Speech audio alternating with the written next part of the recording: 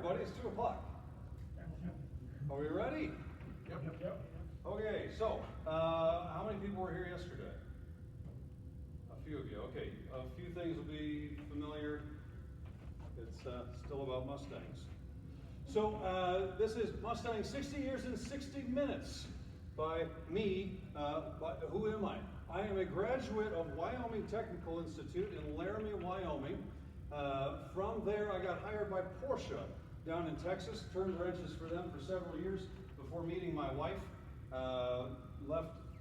Moved to Nebraska to date her, and when COVID shut down our gym, we actually opened a gym for local restrictions. I made a little documentary about Mustangs, put it on YouTube, it went viral, and John Kluwer over at Ford Performance was kind enough, after watching it and being impressed, to call me up and say, hey, I'd like you to write for Ford Performance. So I've been doing that for about 4.5 years for the FordPerformance.com website. And in the background the whole time, I've been working on Unbridled, which is what I'm here to support this weekend. But this presentation is not really about that. It's about Mustang. In fact, if you include the prototypes, the concept cars, we're actually a little bit further than 60 years in.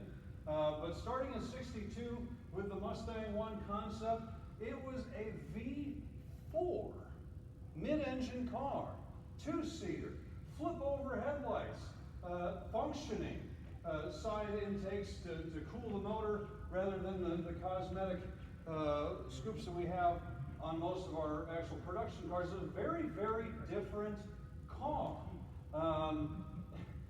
Right off the bat, we got off on a bad foot with Chevy because they were trying to debut a little concept car that same day, October 7th, 1962, at Watkins Glen, and Ford brings in this actual functioning, running, driving car while they had to push theirs into place. So we kind of stole their thunder.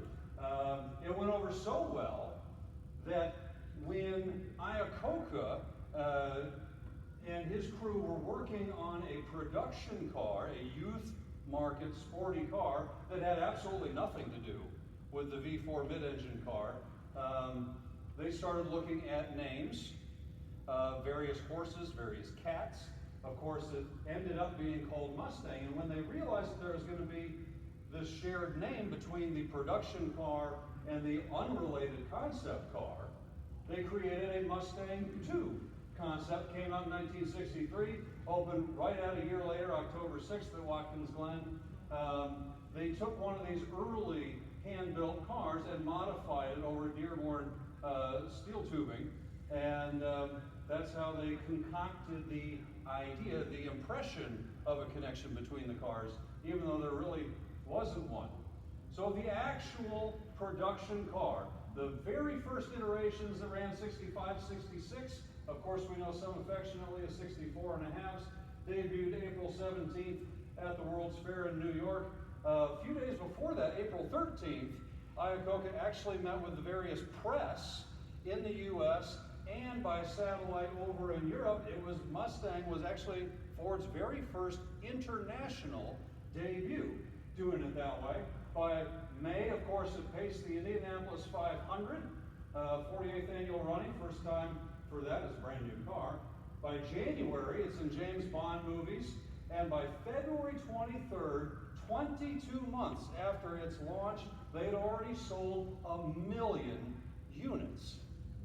Absolutely insane how fast they were cranking these things up. They had to open 3 separate factories. Originally it was just going to be Dearborn, and they were hoping to sell 100,000 units without cutting into Falcon sales, but they ended up having to open New Jersey and San Jose just to keep up pace. In fact, the San Jose plant was then sending partially assembled fastbacks. Of course, the fastback, the 2+2, arrives in showrooms September 64. And Yale Halderman had actually already sketched that, by the way, before we got the hardtop and the convertible, and they sat on it to come out later, as did the 65 GT, which of course the Mustang GT equipment group was an idea to tie Mustang, which again was a very different car, in with the successful GT, as in GT40 from Le Mans. So they're kind of tying those in, but since I already interrupted myself going back to the original idea, San Jose was shipping 2+2 fastbacks, partially assembled, over to LAX, where Carroll Shelby was then turning them into GT 350s, 350Hs, 350Rs. This generation, these early cars, they peaked at 607,568 units for 1966. That is the highest that we ever had in a single model year. Absolute, incredible, staggering success. Biggest success, really Mustang as a whole since Model T. 67, 68, you get more horsepower, more engines, more Mustang. The 176 gives way to the 206. That carries over. We get 3 different versions of the 289. We bring in the 302, 390. Ever so briefly, the 427 appears on order lists, but is almost immediately replaced by the 428 Cobra Jet. October 17th, the Bullet movie premieres with Steve McQueen. Obviously, greatest car chase in cinematic history. Makes Mustang an even bigger cultural icon and phenomenon than it already was. Shelby expands beyond the 350s to include 500s, initially with a 428 Police Interceptor motor, changes by 68 to the king of the road, the KRs, with the Cobra Jet, and they moved production from California out to Michigan at that point. They were having some issues with consistency of some of the builds and whatnot, so they brought it a little closer to Dearborn for a little more oversight from Ford. But incredible. At this point, Mustang had spawned an entire market segment all its own. Barracuda, I have a little asterisk by it, because Barracuda actually beat Mustang to market, but Ford was working on Mustang before Chrysler started working on the Barracuda. Chrysler gets the hint that, oh, Ford's doing something cool with a little small car with a bigger engine, youth market, cheap price, let's do that too. If you look at those early Barracudas, they just changed the roof line, threw in the small block, and cranked it out. If that had been as big a hit as Mustang, we'd all be called fish cars. We're pony cars for a reason. We sold 22,000 Mustangs on the first day it was available to order. That's roughly how many Chrysler sold in that entire calendar year of Barracuda. Then you also get the Camaro, the Firebird, the Javelin, even friendly competition over Mercury with the Cougar, which was one of the names originally considered for the Mustang itself. By 69, 70, we're going full throttle with this whole muscle car and pony car segment. Ford has the idea, we've already got the biggest hit anybody's ever dreamt of. Let's make a steed for every need. Let's not just go after the youth, let's go after old, young, those that want to go fast, those that don't. They bring out, to augment the regular models, the E for economy. At the time that everybody wants a big block. Those hardly get built at all. The GT even starts falling in production as Mach 1 comes out. Absolutely incredible, great name by the way. And Grande, for those folks that might otherwise want a Lincoln, now you can have a sportier car in the Grande with all the luxuries. You get the Boss models, the 302 and the 429, plus you still have your Shelbys. We see more new engines coming in, the 351 Windsor and Cleveland superseding that, and you start seeing, with the Boss models in particular, these laughable, fictional numbers about, oh, we make 290 horsepower, we make 375 horsepower, sure, plus another 200 on top of that, but who's counting? At least the insurance companies were happier about it. Over in Germany, we've been selling the T5. Anybody know why Mustang was called T5 in Germany? Other than people that came yesterday? It was already trademarked as Mustang name? It was. And do you know who had the trademark for Mustang in Germany? A commercial truck company, as in dump trucks. And that company didn't even care. They said, we'll sell you the trademark rights here in Germany for 10 grand. Now, 10,000 bucks in the 60s was more than it is now, but still for a company as big as Ford, it's laughably cheap. But Ford wouldn't do it. They waited it out until it expired, and then they got it for free in 1980. So 1965 to 79 Mustangs in Germany were all T5s, because T5 was in fact a project name for Mustang while it was in development originally. In Mexico, they had the LPO, that's limited production option. That was a homologation special so they could run Mustangs against Barracudas and Darts and all this, and FIA racing south of the border. Really neat stuff. Shelby of Mexico was in fact a separate company from Shelby American, building their own versions of GT 350s and 500s. Really neat cars. They differed a lot from what we had in the US. In fact, those cars were all built from hardtops. And then what they did is they installed these fiberglass extensions off of the back window to look like a little flying buttress effect. And because it's this unsightly seam between the metal and the fiberglass, they wrapped them all in vinyl. So if you see this vinyl roofed, kind of funky back window shaped Mustang out of Mexico, it's probably an original Shelby. Uh-oh. My remote's not working. So, 1971-73, big horse Mustangs. We're keeping the Grande. They're selling more and more of those as people are kind of gravitating toward air conditioners and shag carpeting and all these luxury items. We get the Boss 351. It's kind of this happy medium between the 302 and the 429. Incredibly fast cars. We cash in on the Olympic excitement at the time, just like we got Olympics now. 72 US and Canadian models had these little shields of the American flag here, or the maple leaf in Canada. There was also a Sprint model in Mexico in 73, but it had nothing to do with the others. That was actually applied to Mach 1's great big red graphics along the bottom, said Mach 1 in just enormous letters on the back. It was called the Sprint. It was their idea of how to get rid of those models in advance of the little Mustang 2 coming out, because the dealers in Mexico were afraid we're not going to be able to sell these once they're so obviously the previous generation. Also Shelby Europa. A lot of people regard the 1970s 70 model Shelbys as just carryover 69s and then it was over. That is mostly true. They were just rebadged 69s, but it was not actually completely the end, as they built 7 sports roofs and 2 convertibles as the Shelby Europa. Now there's one gentleman I worked with for my book actually that actually owns both of the convertibles. Same guy, he's a doctor, he's got the money. Really neat cars. And we saw with the engines, they're up to 250 as the smallest engine you could get. The 351s, of course, for the Boss.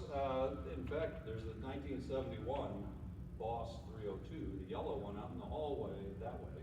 It's the only one in the world. You guys need to go see that if you haven't already.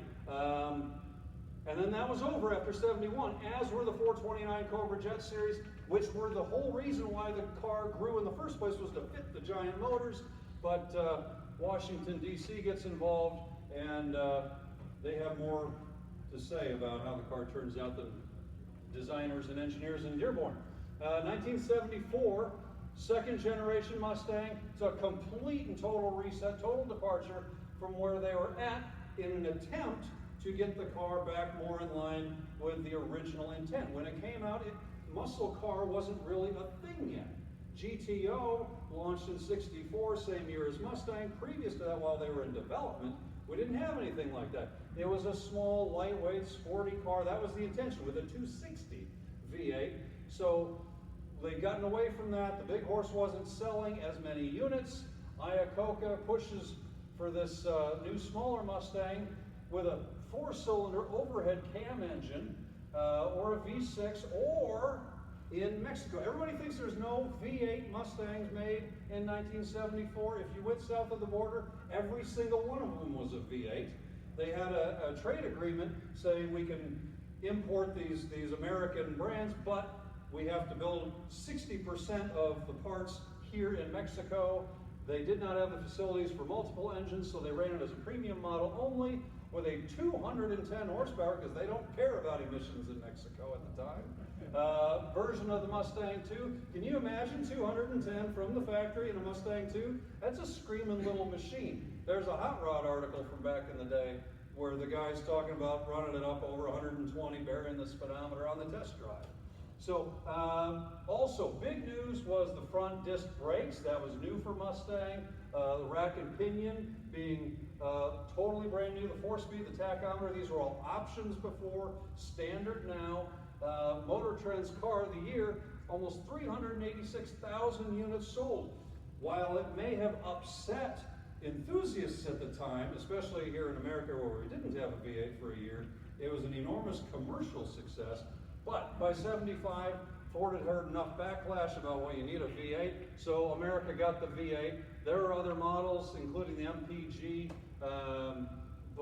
and that's because of the fuel crisis. They're kind of advertising, well, we're getting better gas mileage, sell your land yacht, buy a Mustang too. But the V8 was the big news. Although it could only be made into an automatic transmission that year, they did not have a manual that was strong enough to handle the torque of the V8. It was 250 foot-pounds. It was pretty legit for the time, but also small enough to fit in the transmission tunnel of a car that was never supposed to have that component in the first place. 76, now they've got the V8. They've had time to arrange for a 4-speed that's actually going to fit and work. And the Ford brings out the Stallion package on Pinto and Maverick and Mustang. It's black paint, it's fender graphics, but Edsel Ford II talks to Carroll Shelby. He says, I want to bring back your GT350. I think it'd be cool. Carroll has no problem with it. Edsel comes along to Ford, it's the company, and says, I think we should do this. They tell him, no, we're doing the Stallion. He says, well, let me do a few anyway. We'll run them as a halo car. It'll just attract people because of how it looks. Get them into the showrooms, they'll buy other stuff. Ford says, fine. And then Charlie's Angels debuts September 22nd, 1976. You got Farrah Fawcett, absolutely gorgeous, posing on the hood of one of these for a promotional shot. They sell 25,000 units and change, 5 times as many as they expected to at the time. Now, they couldn't do anything to modify the engines because this is the 1970s. It's all about EPA, pollution, fuel regulation, but it sure looked good. 1977, Ford takes the Cobra II program in-house because they don't like losing all this potential extra money to the outside vendor that was doing those conversions previously. They add a few more appearance packages. Creative Carcraft partners with Hot Rod Magazine and Jack Roush, who builds a 400 horsepower V8 that they shove into what's called the Monroe Handler to show off exactly what the car can do and what Monroe's new handler shocks can do. It's such a big hit with magazine readers, they end up building 6 fiberglass replicas that then tour with the ISCA car show season, and a politician in Washington wants one. They say, no, you can't have any. We built all we're going to build. So he calls up Ford, orders a Cobra II to be built and shipped instead of to his house to Creative Carcraft, and they build an additional one. So there's actually 8 of these Monroe handlers around, and that one he had ordered with T-tops. So it's the only one with T-tops. Really neat cars. ASC gets tapped to help Ford provide T-roof convertibles with T-tops. At the time, anticipation was that we were no longer going to allow convertible cars, traditional convertibles, on the road in the United States because of safety concerns with rollover crashes and whatnot. And this had been a concern for about 10 years. That's why Porsche had come out with the 911 Targa, which means shield in Italian. And so T-tops are a little bit cheaper to manufacture. You don't have to stiffen up the chassis as much. Pontiac was having hits with the Trans Am and Chevy with the Corvette. So they offered those on Mustang 2s, but there were also full-blown convertibles. That is my personal car, by the way. That is number 6 of 24 units that were shipped directly from Dearborn Assembly Plant to Emmis Coach Builders in Clearwater, Florida for these conversions, much like they had done with shipping the 2+2s from San Jose over to LAX for Shelby American to modify them. This option, though, more than doubled the price of the car. A base model Mustang in '77 was $3,702. This convertible option was $4,500 on top of the price of the car. And they weren't doing this on 4-cylinder base model cars. They were all on V6 or V8, a lot of them with deluxe interior, air conditioning, automatic transmission. These were retailing often between $9,500 and $11,500 at a time when you could buy a brand new Vet for $8,800 or a Porsche 911 for $14,000. So, exceedingly rare cars. Most people don't even know exist. 1978, the T-top option continues. They bring in the Rally Appearance package, which is different from the Rally mechanical package. You get the Billboard Cobra 2s where they changed the stripe options, says Cobra just enormously on the doors. And they bring out the King Cobra, which is most significant in that if you look on that hood scoop, it says 5.0. That is the very first time a Mustang ever wore 5.0 badging. Obviously, that's become an iconic thing. Up to this point, it was all cubic inches. But the King Cobra, it was obviously inspired by the Trans Am. I mean, you've got the Flamin' Snake, just like the Screamin' Chicken. Spats, spoilers, it was really the ultimate Mustang too. It was also the last year that we saw Mach 1 being built until 2003. Moved to 1979. They usher out the Mustang 2 a little earlier than expected because of government regulations with CAFE, corporate average fuel economy. The Mustang 2s were actually designed to mimic and recall the look of the 65, 66 Mustangs, not to necessarily slice through the air with optimal aerodynamic efficiency, but at this point now for CAFE standards they have to be hitting 18 miles per gallon across the board, and then that increases to 19, 20 on up to 27 and a half by the mid-80s, and the Mustang 2 can't do it. It has the aerodynamics of a brick, so they come up with this new Fox body. It's more of a wedge-shaped design, inspired by what's been coming out of Europe with everything from Lotus to Lamborghini. May 27, 1979, it of course iconically paces the Indianapolis 500, second time that the Mustang has done that. The Cobra and Ghia designations from the Mustang 2 era continue, as do most of the powertrains. The 4-cylinder, the V6, the 5-liter V8, those are all direct carryovers from the second-gen car.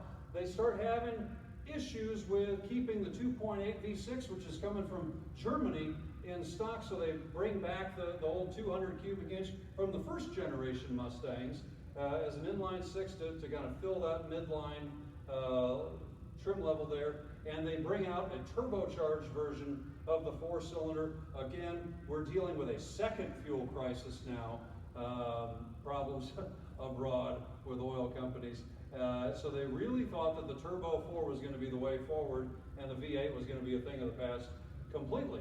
TRX handling package, very cool at the time, virtually impossible to get tires for nowadays. Again, because the Mustang, right car at the right time for the third time in history. You've got these little 4-cylinder, gas-sipping, fuel-efficient. Now we've got optimal aerodynamic cars running around as nobody can get gas. We sell 370,000 units almost again in a single year. 1980-81, oh, I'm thirsty. They downgrade the 5-liter to meet, again, fuel and emissions standards. It's a 4.2-liter V8, only 115 horsepower. This is the low point in factory Mustang output, but that does not mean that owners couldn't modify their cars on their own. This car has been sold from the guy that built it at the time, but I think it's a perfect example of just what enthusiasts like you and me, not really me, I don't have the talent, but you guys I'm assuming do, to customize a car. Incredible build. The T-top, which had disappeared after the 78 Mustang 2s went out of production, the T-roof comes back. The final Cobra and the final Ghia, those get ditched after 81. McLaren M81, a little bit different than the ASC McLarens that we see later on, certainly not tied in with the supercar company of today, directly anyway. They build 12 of them. A lot of the internet articles you see will quote 10. There's one steel body prototype, there's 9 continuation cars from there, and then 2 race cars. A lot of people get those confused. So there are actually 12. One is black, by the way, one is white, and then all the others are the orange color there. 82, the big news, the GT is back, the 5-liter V8 is back. It's still using a 2-barrel carburetor, sipping fuel for 157 horsepower. That doesn't sound like a lot today, but that was the highest output any Mustang from the factory had since the last 351 model rolled out of Dearborn in '73. So it was a big deal at the time. Summit Ford, right here in the middle of the country, was building Dominator GTs, their own not factory, but dealer level hot rodded cars. California Highway Patrol says we want to start using these as interceptors, so you get the special service vehicles, the SSP. And they switched the other designations underneath GT to LGL, GLX to mimic the Escort, because the Escort was the best-selling car on the planet at the time. 83, we've already got the GT, now we got the convertible. They had some trouble with MS coach builders in the past because it was so expensive. So Ford starts doing part of the convertible build in-house and then farming out the completion of it to Cars and Concepts, much more local to them in Dearborn. The inline 6 gets replaced by a 3.8-liter V6, considerably more powerful for that mid-level car. We finally put a 4-barrel back on the V8, 175 horsepower, and the turbo, which had been discontinued previously, comes back now with fuel injection. It's a much more reliable motor, outputting 145 and wearing turbo GT designation. Solomon American also comes back trying to recreate the idea of Shelby American, and instead of a GT350, it's the Predator GT302. By the way, that is a Hertz edition right there, so any Predator is a rare car, and the Hertz edition is even rare among the rare. Crazy cool car.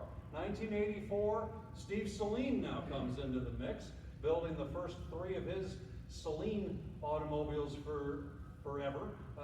20th anniversary GT350 comes out. That ruffles some feathers with Carroll Shelby. We'll talk more about that later. Really pretty cars, really neat to see the name come back. And SVO, like I said at the beginning, I'm a former Porsche guy. So the idea of a fuel-injected and intercooled turbocharged engine with premium suspension and brakes, this is neat. That, to me, if Porsche were to build a Mustang, that would have been it. The SVO was the pre-SVT. Really neat cars. 85, they only get better. They actually revised the rest of the 4i Mustang line to look more similar to the SVO. SVO gets the headlights moved forward. Those early ones, the headlight is set back. Then they moved it forward midway through the 85 model year. They were always supposed to be forward, but there's a little bit of a slant to it. That was actually illegal with the U.S. Department of Transportation at the time, so they had to set them back as soon as they were allowed to move them forward. They did, plus they do the new quadra-shock suspension and back instead of just using the slapper bars. They increased it from 175 to 205 horsepower. Now you're getting, at the time, V8 power out of a Turbo 4. GT kind of tags along with the suspension revisions, and Kansas City starts producing Twister 2s as tributes to the 1970 Twister models from the 1970s. So 86, they bring out the 8.8 axle that gets used for a long time after that, and the 5.0 HO EFI motor. They're done with carburetors. It's a major shift. Some folks were upset about it at the time, talking about fuel infection instead of fuel injection, but very quickly proved to be worth the conversion. More power, more reliability, better fuel economy. 87, 88, $200 million facelift. I mean, this would almost qualify as a whole nother generation, especially when you look at the 550 versus 650.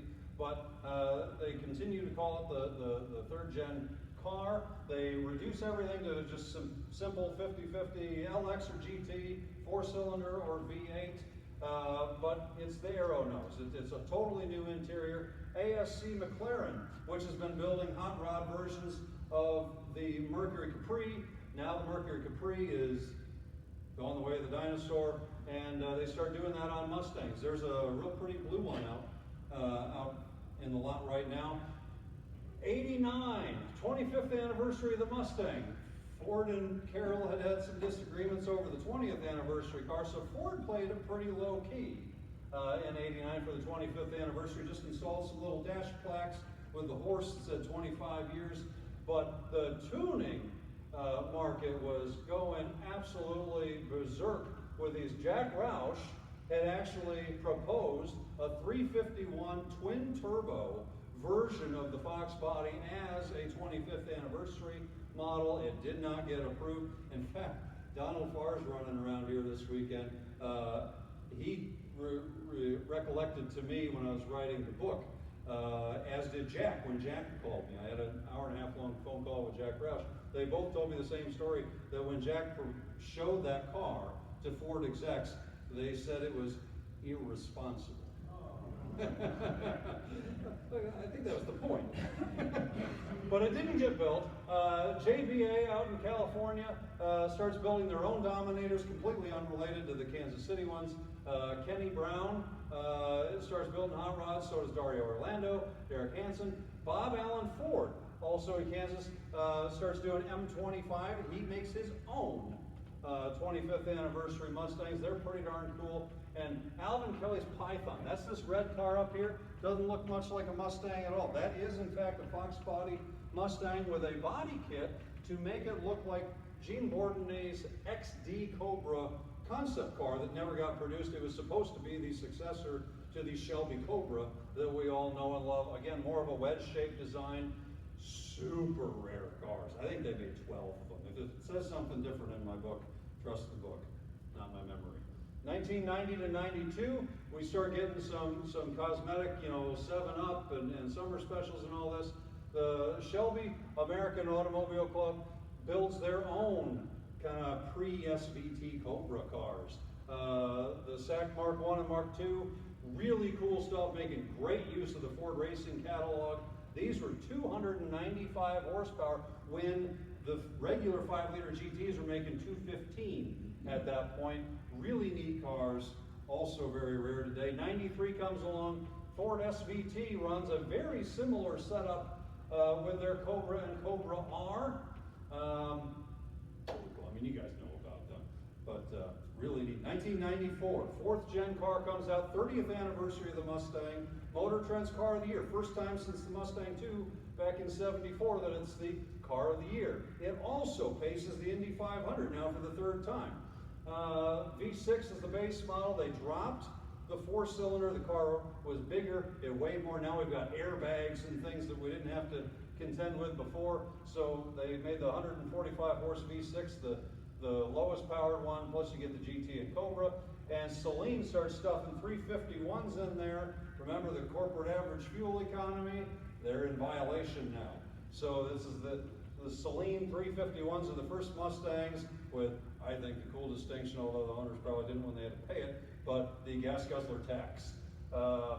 480 horsepower, by the way, on the SRs was insane at the time. Unless, of course, you think of the 10-liter Boss making 855 horsepower. Absolutely ridiculous. The Viper was new at that time. Viper had an 8-liter V10, so let's do a 10-liter V8. Absolute beast. And Larry Shinoda, who had done the Boss striping back in the 60s, came out with his own kit that looked like, a graphic kit that looked like the 10-liter Boss. 1995, you get Mustang GTS. It didn't look like anything different. It looked like a V6 Mustang, but it had the GT motor in it. Still said GT on the side, but we know them as GTSs. It was a 1-year budget-friendly model for anybody that liked the LX coupes with a 5-liter during the Fox years. Kind of brought back that same idea. Roush joins the fray with its stage 1, 2, and 3 cars.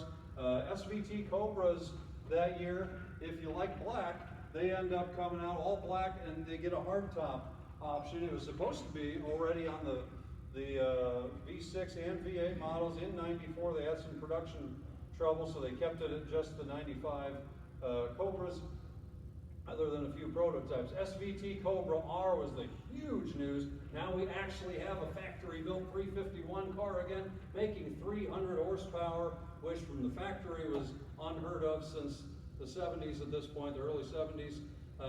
Faster through the quarter mile than a Boss 9. faster through the slalom than a 911 Carrera Type 993, matching a Ferrari 348 on the skid pad. Are you kidding me?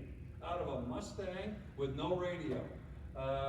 SVE, which is the engineering branch associated with SVT, took it a step further with a 6.1 liter Cobra Jet R, which is the car I'm standing next to with my book at Ford World headquarters there.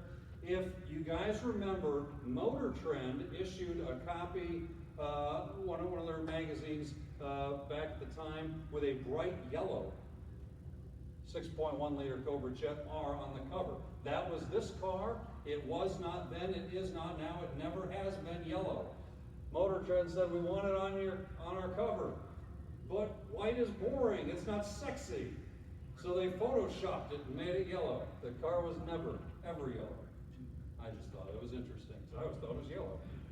Okay, 96 to 98. They ditched the 5-liter small block V8 that had been in the car for so many years because of onboard diagnostics 2, OBD 2. We needed to upgrade all the engine related software, the fuel economy and whatnot, air pollutants. So they switched up the whole model line, fully modernized in those, making the same horsepower, although admittedly at higher RPM in the GT, and more power than we've been making, even in the Cobra R for the regular Cobras at that point.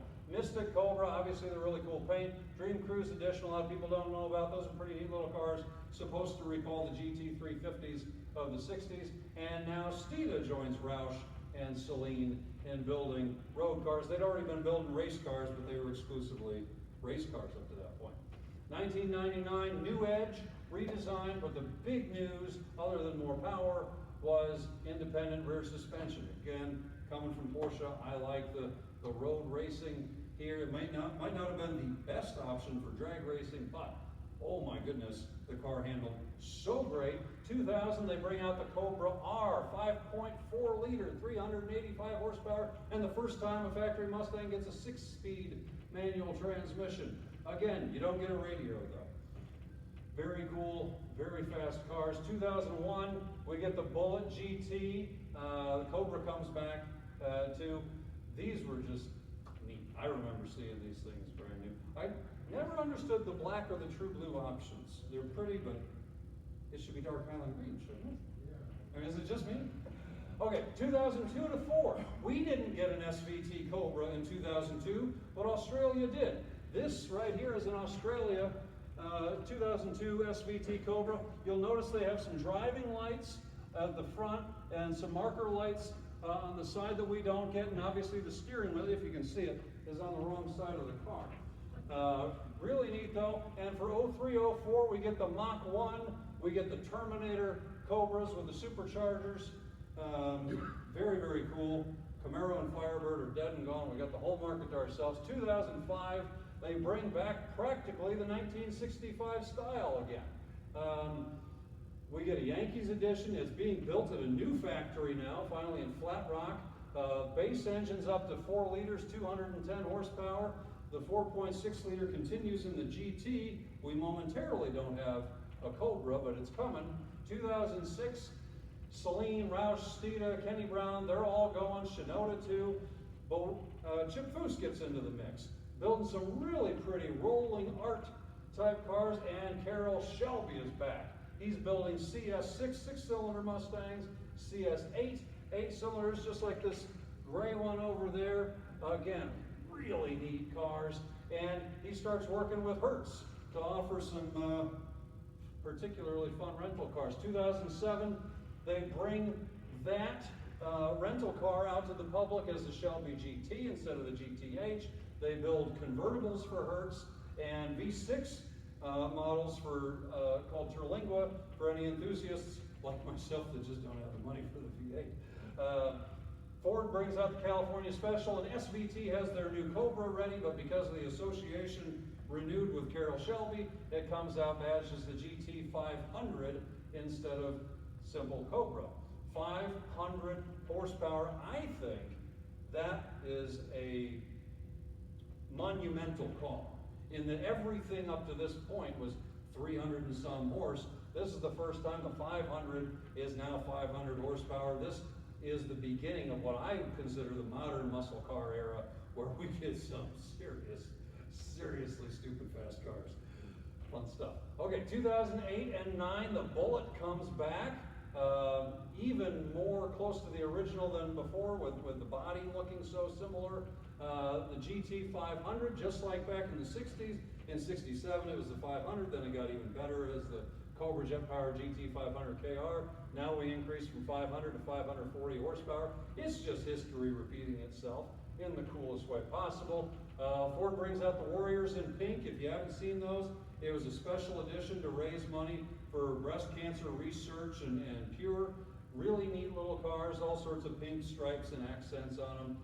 Jeff Yurgovich, one of our own MCA members, he owns a company called RNA Motorsports, brings back the Twister Special. That's that orange car right there. Made them as coupes and convertibles. Southern Comfort Creations creates a Black Widow. That's that car right there. Again, one of the rarest Mustangs you're going to see out there.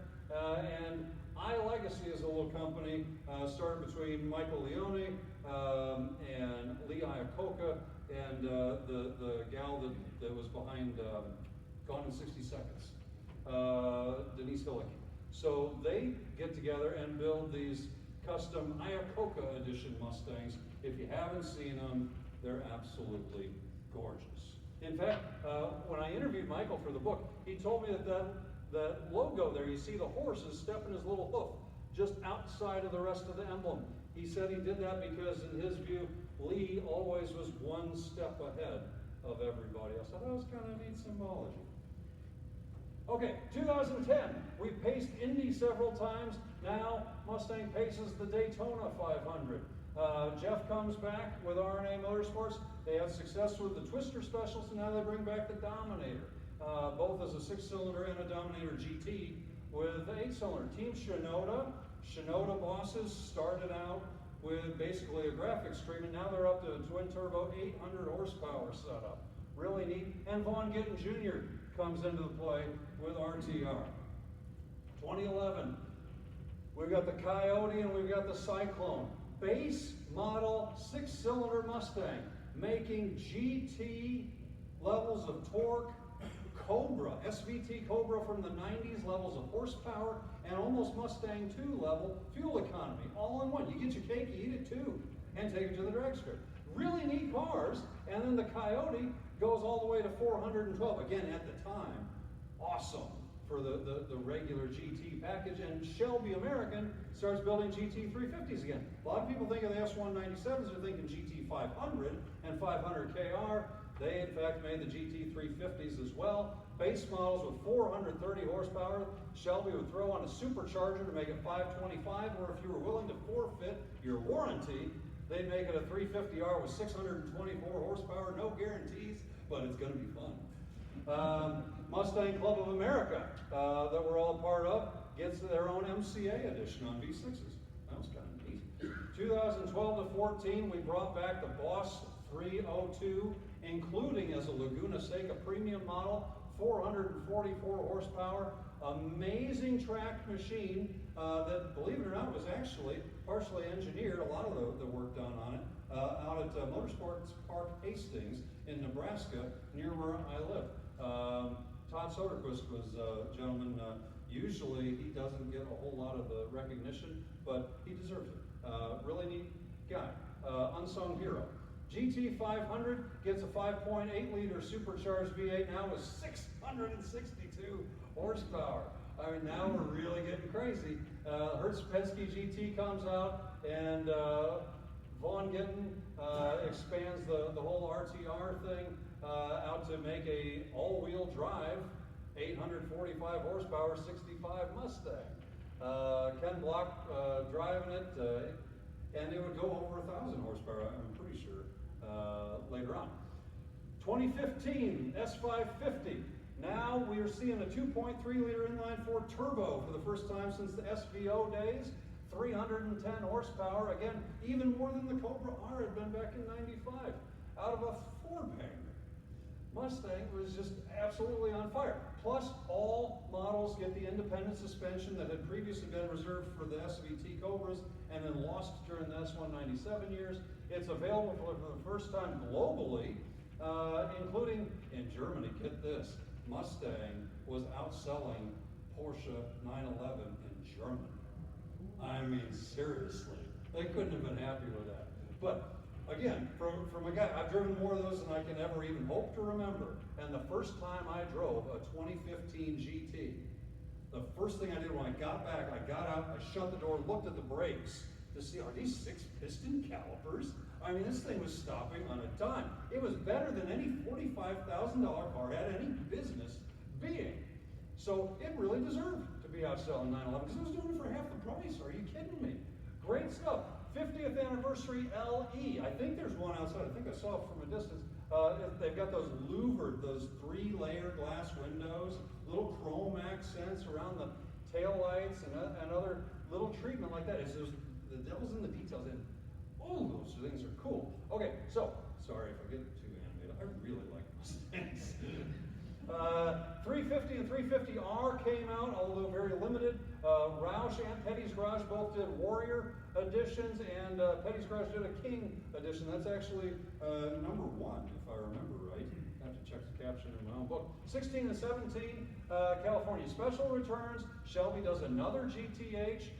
350 and 350R get wider scale production instead of the previously limited, which was done to honor the original production counts. By the way, and CDC does an outlaw package. Again, pretty neat, mostly cosmetic, but neat package. 2018, S550 already gets its first facelift, inspired by Darth Vader. If you look down at the bottom there, it looks a lot like his little, little mask details.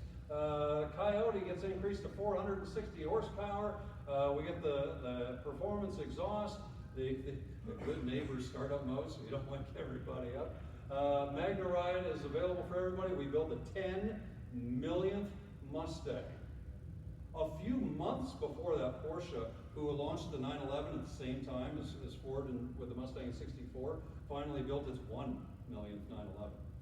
That's how dominant. It took Corvette 29 years to sell 1 million vets. 10 million in the same amount of time as 1 million for a 911. And King Cobra. I always think this is really cool because everybody thinks of King Cobra as a Mustang 2 thing, which obviously it was, but they built 3.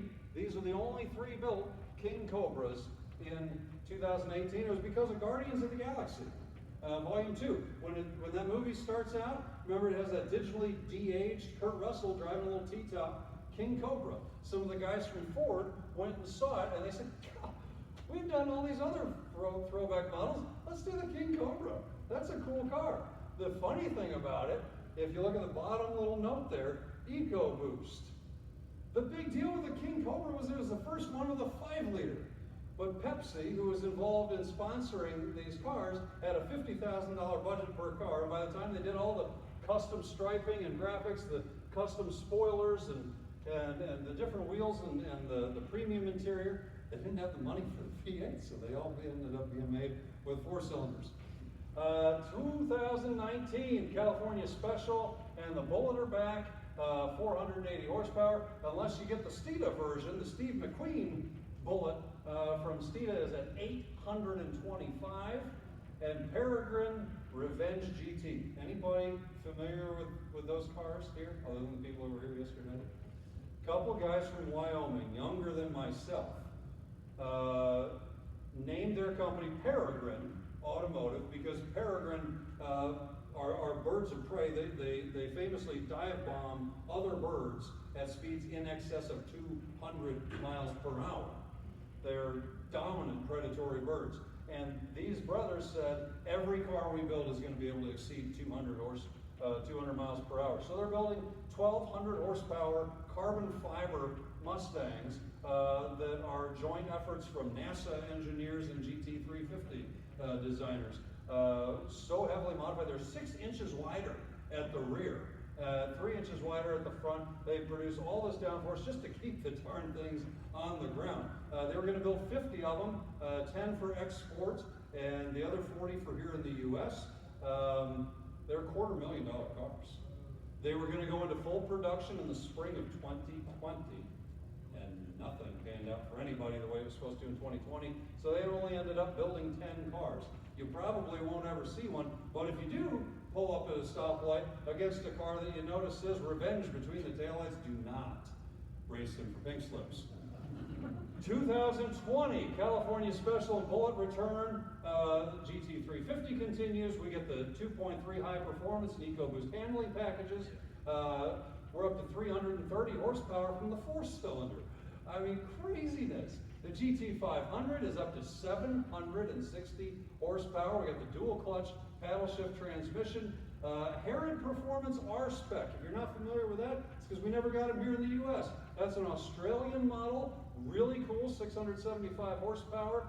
RTR gets their Spec 5 at 750, and even though the 1200 horse Peregrine is going the way of the Dodo, Hennessy Performance comes out with their own Venom 1000 version. 2021, fallout from everything falling apart in 2020. We start condensing models, the Bullet, the GT350, 350R, and GTPP2, all kind of get distilled into one model. The Mach 1, arguably the best S550 Mustang, which was really the best Mustang ever produced, at least from a technical standpoint at that point. So you're looking at kind of the ultimate Mustang at that point as the Mach 1, back for the first time since 03-04. 2022 and 3, we wrap up the S550 generation, continuing the Mach and the California Special, throwing in several additional cosmetic packages, including the night pony that we got to name. I think we all submitted more suggestions of Dark Horse, but that got held on to for a little bit. GT500, Shelby's doing the Heritage Edition for paint, but they're doing an 825 horsepower Super Snake, 900 horse versions for the KR and the GTH, in case you need to rent a car to go to the grocery store really fast. And the Code Red, really, really fast. 1,300 horsepower on E85 or only 1,000 on pump gas. Twin turbo wide body. It's essentially Shelby's own version of what that Peregrine was. Really cool, extra 100 horsepower too. Which brings us to the current offerings. The Mach-E, of course, came out back in late 19. All-wheel drive, matching the Bullet's 480 horsepower. Unless you go with the July 2020, the Mach-E 1400. I am a traditional coupe and convertible guy myself, but I look at that much smoke and I think about the G-forces. I could have been talked into strapping on a helmet and riding in that day. Car and Driver names it EV of the Year, and it paces Talladega. I mean, those are pretty slick credentials. Shelby even does their own version of the Mach-E GT for release in Europe. And for 2024 on forward now, we've got the 315 horsepower EcoBoost, the GT, the 500 horsepower Dark Horse. Now we find out why we didn't get the Dark Horse name on the night pony. And the GTD coming out. Of course, I'm sure everybody knows all about that. I've ridden in a Dark Horse. I would love to ride in the GTD. I, of course, talk about all this in my Unbridled book, but specifically about the book, and I'll just kind of wrap this up because I know we're getting close to that 60 minutes. I wasn't lying, 60 years and 60 minutes. We're at 54 right now. That is my own independent little company, Unleaded Only Publications. That's me. See how I did the little underline as the fuel line for the gas pump? I thought that was cute. It features over 900 photos of Mustangs from owners just like you and me from all over the globe. I use as little stock photography as I possibly could so that if you already have 6 or 12 different Mustang books like I do, you're not just seeing the same stuff you already had in the first place. It is made 100% in the US of A. I am a proud patriotic guy, often frustrated. Blue end sheets, they're designed to look like a cracked leather driver's seat and offset by the borders of the white cover. Kind of gives the idea of the Ford oval without using it. John Clore from Ford Performance, he's my boss when I write at the Ford Performance website.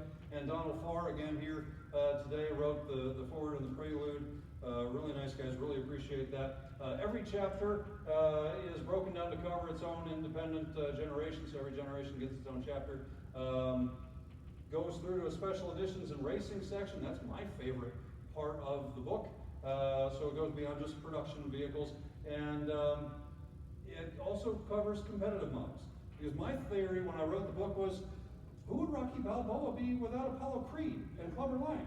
If you don't talk about the competition, you're missing half the story. I also talk about social, political, and economic influences that have changed the car through the years. It's not just paint codes and engine options, axle ratios, because when things like the fuel crisis and the housing market collapse and COVID-19 and all these things come up, they absolutely affect production and sales of these vehicles. So it adds a different layer of complexity to it. I almost talk about the book as an American history book told through the lens of a Mustang's windshield. I did do it independently. It is not in any way an official Ford licensed product, but if not for the wonderful people at Ford Performance, Ford Archives, and Images, I never would have been able to put it out. The book even went to Bill Ford Jr.'s desk. Shortly before it went out, I got an email from his secretary. She says, Mr. Ford would like X, Y, and Z about this book on his desk tomorrow morning. I kind of swallowed hard and crossed my fingers. But he never emailed back to say, please don't. So I took that as close as I was going to get to a yes. Everybody from all the existing specialty manufacturers pitched in directly and were absolutely amazing to work with for details and photographs of their cars. I even got to talk to you see at the bottom, Tom and Gail Wise. Gail was, of course, the first person to ever drive one home. Lovely person. Just real quick, running through the book a little bit. The first generation, the first chapter rather, is pre-Mustang history. If we didn't have the overwhelming world-changing success of the Model T, Ford never would have been big enough to survive the Great Depression to give us a Mustang post-World War II. So I kind of breezed through all of that stuff, including the Shelby Cobra and the concept models. Then, like I said, every generation gets its own chapter. The first generation covers all the models we've already talked about and builds to win on Sunday, sell on Monday. Steel horse racing. By the way, that is a photo of Mustang racing at Le Mans back in the day. We were just there, but it was not the first time. Mustang 2 chapter builds to filling the gap, racing with Roush. This is Jack Roush racing in a 351 V8 powered Pro Stock car. He won. And Fox Body Years builds up to Fearsome Fox. The Blue Oval's return to racing. Really cool chapter right there, getting into a lot of the Salines and everything. Fourth gen builds to Untamed Steeda, winning by brute force. That is a reference to John Force. You see him drag racing there. He was a force of nature, and I'll stop with the puns right there. Fifth gen chapter builds to Old Horse, new tricks, drifting in NASCAR and beyond. That is Paul Brown racing there. His dad was not the only famous guy in the family. We lost him to cancer, but amazing driver, well worth the intro. And of course the drifting is mentioning Vaughn Gittin and whatnot, which there he is. Only constant in life or racing is change, is what the sixth gen chapter builds to. Seventh, really the cool thing about this chapter and then the presentations. Oh, I got a minute and a half. This is perfect. I got an hour and a half long one-on-one sit-down interview with Edwin Krenz, the chief engineer in charge of development of the 650 Mustang, and almost nothing, with the exception of the GTD, which he never said anything about, was off limits. So he and I got to talk about how they were in fact going to build the Mustang at one point on the Explorer platform and why they didn't.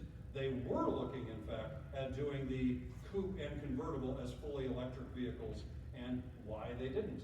Of course, we talk about the Super Cobra Jet 1800, Dark Horse variants, and then the GT3 and 4. Really neat stuff. Then in that blog, I just offer kind of a recap of, okay, this is where we've been, what we've learned, and I offer a few of my qualified as much as they are or aren't suggestions about how I think Ford can keep the car relevant and successful moving into the future. It is a good book, I promise you. It's $99.99 online plus $19.64 in shipping. See what I did there? $19.64. Because it's a foot wide, it's 5.5 pounds. It's not cheap to ship it. So if you guys buy one here, it's gonna save you about 20 bucks. If you want to do cash, I'll take an even $100 bill and I'll pay your tax for you. Otherwise, I can take credit and debit card. I got a little square. It's good. I'm located. The book tour booth is right over by registration in the atrium. I would be more than thrilled to autograph a personalized copy to you. And I thank you very much